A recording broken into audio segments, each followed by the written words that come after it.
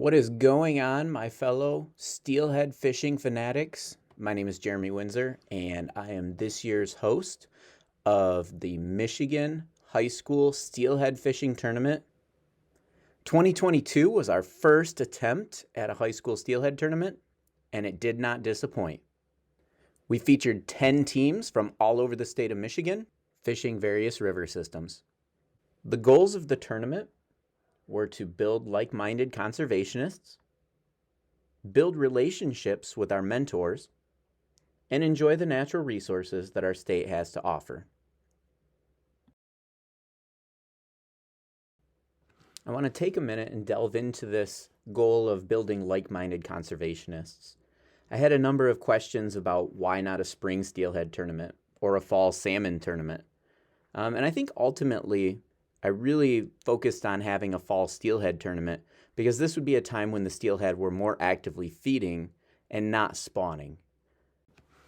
I think conservationists see the value in allowing these fish species to carry out their life cycle with minimal interference from our tournament anglers. This allows the students to focus on tactics for targeting feeding fish, which then allows them to become better anglers. Our second goal of the tournament was to build relationships with our mentors. Many of these anglers selected mentors or were assigned mentors to spend time on the water with. Many of our anglers were brand new steelhead fishermen. They had spent minimal time on the water targeting this fish species. Our mentors taught tactics, presentation, setup, and safety. They gave their own personal time and resources to students to allow them better opportunities to land steelhead. So thank you, mentors, for giving of yourselves. Finally, before we get to tournament results, I want to take a minute and recognize our sponsors and support. Mr. Rob Kerner, former Saranac High School teacher. Mr. Sean Carter from Michigan Vibes. Mr. Tim Witt. Mr. Nate Allwood. And Mr. Luke Smalley of the Ionia County Career Center. All of these individuals were instrumental in getting this tournament off the ground, so thank you very much for your support. And now on to tournament results. Coming in 5th place, this was our only all-female team in the tournament. They had to focus a lot of their time early in the tournament because they had extracurricular activities including band and FFA competitions that ate up a lot of their time towards the end of the tournament. I had the opportunity to spend some time on the water with these young ladies. On the first day of the tournament, they landed a 29-inch female steelhead. They also landed a number of non-target species like a river red horse and a few smallmouth bass. They also had a second steelhead that they didn't quite get to the boat on the very first day of the tournament. Funny story, one of the young ladies kept reeling in a float real slow, and I told her, you're not ever going to get anything to pick up your bait reeling it back to the boat real slow after a drift. And sure enough, steelhead comes up to the top of the water and smacks at the float. About 3 casts later, the other young lady hooked it on a spinner, fought it for quite a while, and just was unable to land it, and it came off right next to the boat. They then spent the entire next Saturday fishing and just were unable to land anything. So great perseverance, young ladies. So our 5th place team was Team Hot Rods with a total of 29 inches on one fish.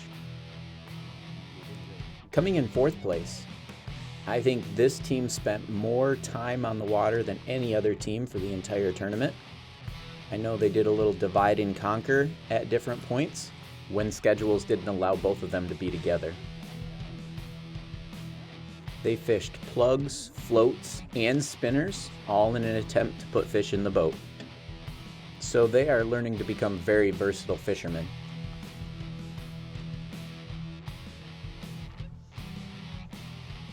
Both young men caught their very first steelhead in our tournament.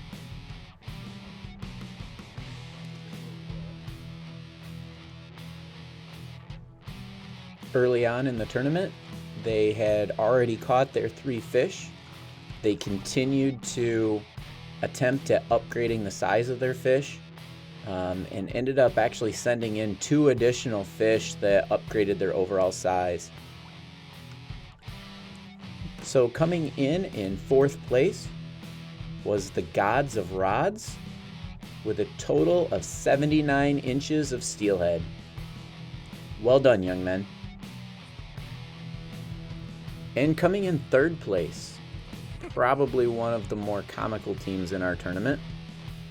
These young men fished really hard early on in the tournament and were rewarded with some outstanding fish. Why did you do it that way? They spent time float fishing and spinner fishing, I think the question was more both why from the shoreline and also from boats. One of these young men is a seasoned steelhead fisherman, while the other one had their very first experience on the water targeting this fish. His very first experience with a steelhead was early in the morning, right out from the boat launch. As he was retrieving a spinner back to the boat, a large fish followed within feet of the end of his fishing pole. His eyes got the size of softballs in excitement from the size of the fish. A little while later, he had landed his very first steelhead. That fish did not act much like steelhead do in the fall, where they leave the water more than they're in it. They actually initially thought that it was probably a salmon, maybe a coho or a king, just based on the way it was fighting. But to all of our excitement, it was a very large male steelhead. With an outstanding tournament and totaling 84 inches, coming in 3rd place was the team affectionately known as the Grumpy Old Men. They most definitely did not exhibit their team name.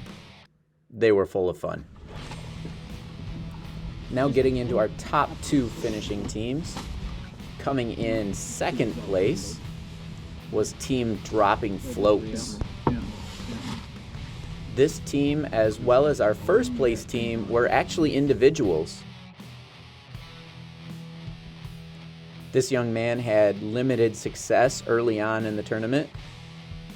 He caught 1 small steelhead at 25 inches real early on, and then didn't really get out to fish until the second to the last weekend of the tournament. On a school night, he ended up landing 2 fish over 30 inches and had a 3rd fish that was probably pretty close to 27 or 28 inches on the line and lost it right at the boat. He was pretty heartbroken about that, but then proceeded to fish pretty hard the very last weekend of the tournament, thinking that he could upgrade that 25-inch fish. He ended up hooking and landing 1 fish that came in at 23 inches. So it was just a little bit short of taking over the lead spot, but he did finish the tournament with the largest fish at 32 inches.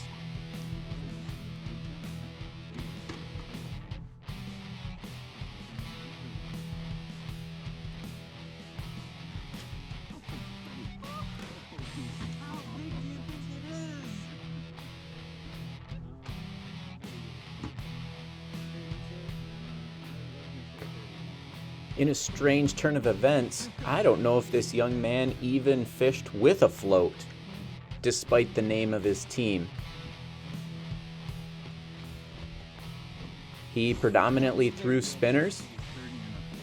I know for a good portion of the tournament, he was working with spinner making materials, and he was custom building all of his own spinners to use out on the water. He also custom built his own fishing pole, but I'm not sure that that pole ever got used in the tournament itself. I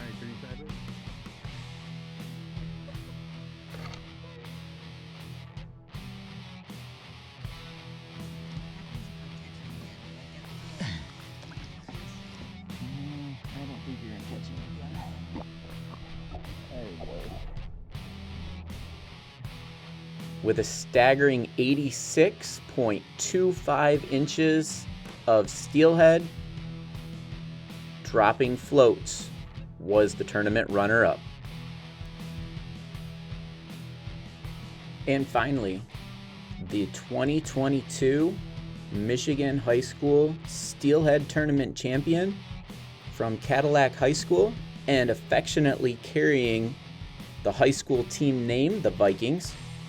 This team landed an astounding 87.75 inches of fish. He seemed to have an answer for just about every single fish that came in.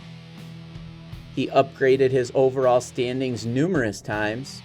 Congratulations to the Vikings, this year's tournament champions. That concludes the 2022 Michigan High School Steelhead Tournament standings. Please look for us next fall as you're looking to get young people out on the water. And we hope to see you too on our tournament roster. Tight lines, anglers.